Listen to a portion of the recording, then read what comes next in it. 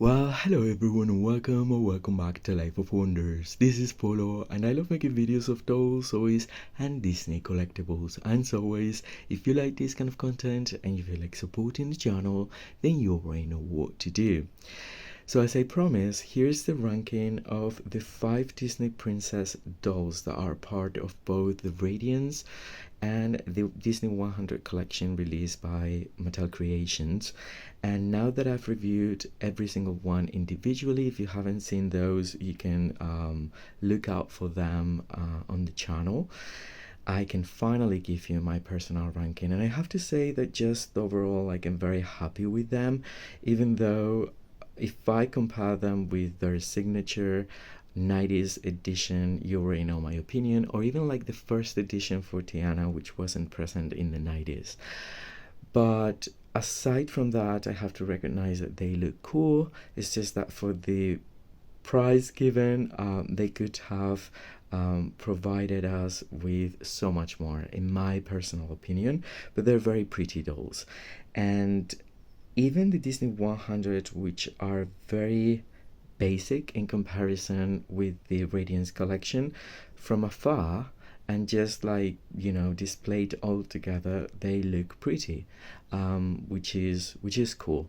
But we're going to get closer to them and I will give you my reasons for these personal rankings. So Aurora is the very first one, is my number one, and the reason is the creative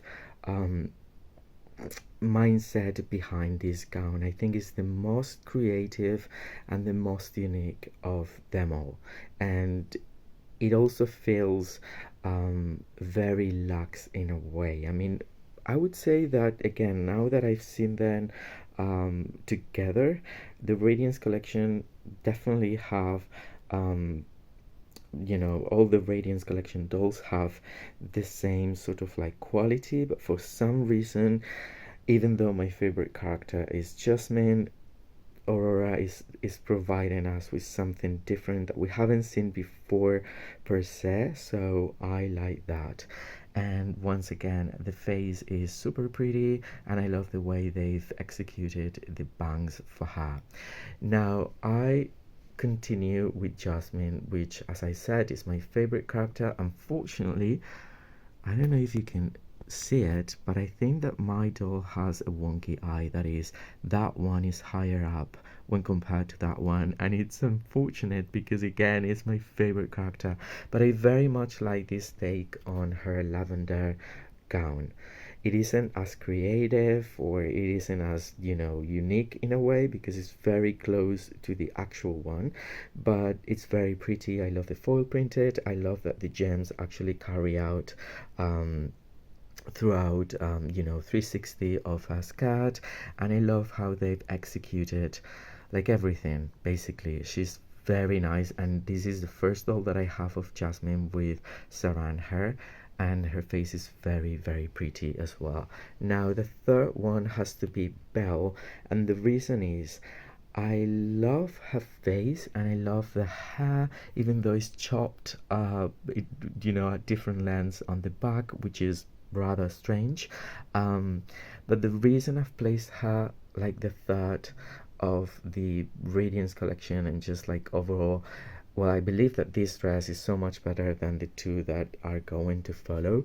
But because of the proportions they're given the Disney princesses, I really don't like very much how the color feels. And I don't know, I mean, it's a real pity that we're losing a bit of like character to how I don't know, how I imagine Belle having like broader shoulders, and I think that this sort of like figure accentuates even more like the shrunk sculpt that they're using. So I don't like that. Other than that, I appreciate that we're given something different from like the lower part. I appreciate the rosettes, the faux brocade, the mask kind of thing. She's very pretty, and I also love the addition of the ruched organza gloves.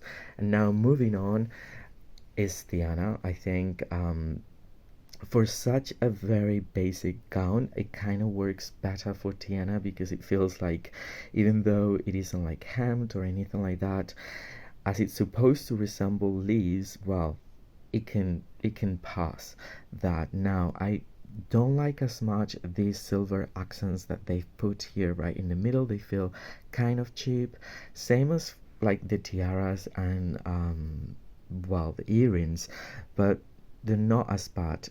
Although I have to recognize that this is one of my favorite Tiana's face that I've seen ever since there have been Tiana dolls out there. So for that, I have to give it some props. And then the last one is Cinderella, and the reason is the gown, I would say. I mean, I love the face, I love the way they've put together her hair, I love the shade of blonde they used. I had to cut the bangs a little bit over here because it was and still like not perfect. But the screening is pretty cool. Again, the faces is the very best part of all these dolls, and then the gown really feels like Hasbro style in my opinion, and I like even less than Tiana's silver plated sort of like accent here. And again, from afar it kind of looks cool, but then if we get closer it feels kind of cheap in a way. And then of course they're losing 4 points of articulation that the Radiance collection dolls came with.